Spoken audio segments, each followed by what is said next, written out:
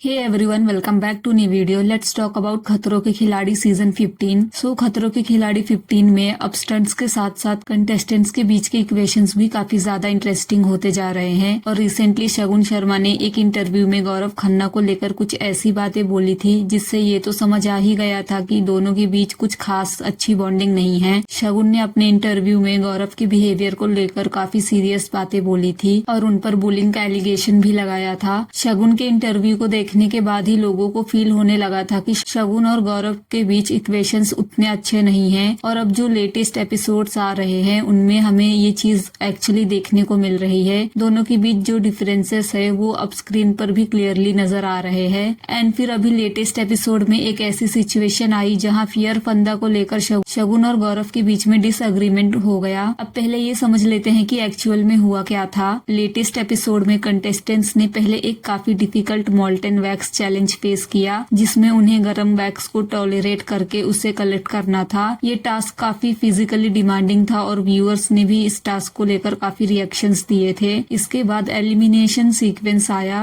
इस elimination round में Vishal Aditya Singh snake themed stunt हार गए और सीजन के फर्स्ट एलिमिनेटेड कंटेस्टेंट बने। अब इसी ओवरऑल एलिमिनेशन सीक्वेंस के दौरान रोहित शेट्टी ने कंटेस्टेंट्स के 2 नेम्स मांगे और यहीं पर सेकेंड नेम को लेकर डिस्कशन स्टार्ट हुई।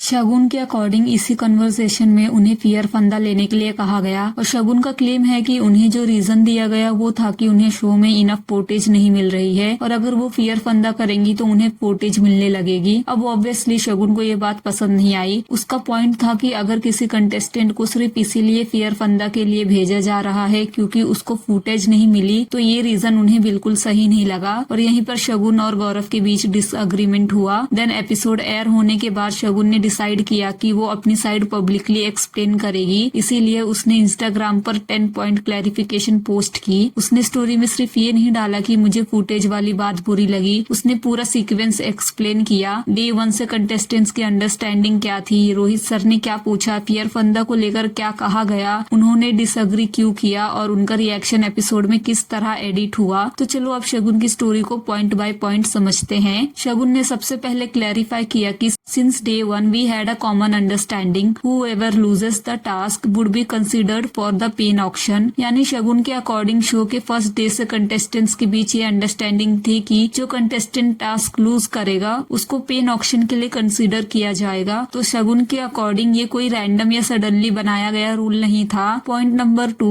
रोहित शेट्टी सर ने 2 नेम्स मांगे थे। इसके बाद शगुन ने बताया कि when Rohit sir asked us to give 2 names the second name was being discussed. अब इसके बाद शगुन ने सबसे इम्पोर्टेंट क्लेम किया। उसके अकॉर्डिंग कन्वर्सेशन में उनसे कहा गया कि I am older, I know the industry better, you are young, hence I am telling you to take fear फंदा because you are not getting footage and doing this stunt will give you footage. Simple language में शगुन का कहना है कि उन्हें basically बोला गया कि मैं तुमसे बड़ा हूँ, मुझे इंडस्ट्री का ज्यादा एक्सपीरियंस है, तुम यंग हो, इसीलिए मेरी बात मानो और फियर फंदा ले लो। तुम्हें इनफ फुटेज नहीं मिल रही है और ये स्टंट करोगी तो तुम्हें फुटेज मिलेगी। और शगुन को प्रॉब्लम एग्जैक्टली इसी रीजनिंग से हुई। उसका मानना था कि फुटेज कम मिलना किसी कंटेस्टेंट को फियर फंदा में भेजने का रीजन नहीं होना चाहिए। पॉइंट नंबर 4, शगुन ने इस सजेशन को एक्सेप्ट क्यों नहीं किया। शगुन ने क्लियरली बोला था कि वो ये रीजनिंग से अग्री नहीं करती है। उसने एक्सप्लेन किया कि उसने खुद पेन ऑक्शन का एक्सपीरियंस हो चुका था और उनके अकॉर्डिंग वो एक्सपीरियंस रियली ब्रूटल था। इसीलिए उसका पॉइंट था कि किसी यंग कंटेस्टेंट को सिर्फ फुटेज के रीजन से फियर फंदा में भेजना उन्हें सही नहीं लगा। यानी यहाँ शगुन का फोकस टास्क से भागने पर नहीं बल्कि रीजनिंग पर था। पॉइंट नंबर 4, शगुन के अकॉर्डिंग पूरी कन्वर्सेशन टेलीकास्ट नहीं हुई। अब यहाँ से कंट्रोवर्सी और इंटरेस्टिंग हो जाती है। शगुन का कहना है कि एक्चुअल कन्वर्सेशन का सिर्फ एक छोटा पोर्शन स्पेसिफिकली उनकी रीजनिंग का लास्ट पार्ट एपिसोड में दिखाया गया और उनके अकॉर्डिंग अगर ऑडियंस को कंप्लीट कन्वर्सेशन नहीं दिखाई जाती तो उनका रिएक्शन कम्प्लीटली डिफरेंट वे में समझा जा सकता है। बेसिकली शगुन कह रही है कि जो मैंने पूरा कॉन्टेक्स्ट में बोला था वो नहीं दिखाया गया, सिर्फ लास्ट पोर्शन दिखाया गया। एंड देन शगुन ने ये भी एक्सप्लेन किया कि कंटेस्टेंट्स शो में 24/7 रहते हैं लेकिन ऑडियंस को एक एपिसोड में रफली 1 आवर के आसपास का कंटेंट ही देखने को मिलता है। तो ऑब्वियसली पूरे दिन की हर कन्वर्सेशन एपिसोड में इंक्लूड नहीं हो सकती। उसका कहना है कि कैमरा के पीछे बहुत कुछ होता है जो फाइनल टेलीकास्ट का पार्ट नहीं बन पाता और इसी वजह से कभी कभी किसी कन्वर्सेशन का जो पार्ट ऑडियंस को दिखाया जाता है उससे कम्प्लीटली डिफरेंट इम्प्रेशन क्रिएट होता है। और शगुन के अकॉर्डिंग उन्होंने शो की टीम को भी क्लियरली कहा था कि either show the full picture और don't show anything at all, यानी अगर कन्वर्सेशन दिखानी है तो कंप्लीट कॉन्टेक्स्ट के साथ दिखाओ, हाफ कन्वर्सेशन दिखाकर ऑडियंस के सामने एक कम्प्लीटली डिफरेंट इम्प्रेशन क्रिएट मत करो। शगुन का ये भी कहना था कि हाफ कन्वर्सेशन का मीनिंग कम्प्लीटली चेंज हो सकता है। सो टास्क में अच्छा नहीं करना, इंटरव्यू में झूठ बोलना नहीं है। अब ये शगुन की स्टोरी का सबसे इम्पोर्टेंट स्टेटमेंट था। उसने बेसिकली कहा, me not doing well in a task is not equal to me lying in my interview, this are two completely different things. यानी शगुन कह रही है कि अगर वो किसी टास्क में अच्छा परफॉर्म नहीं कर पाई,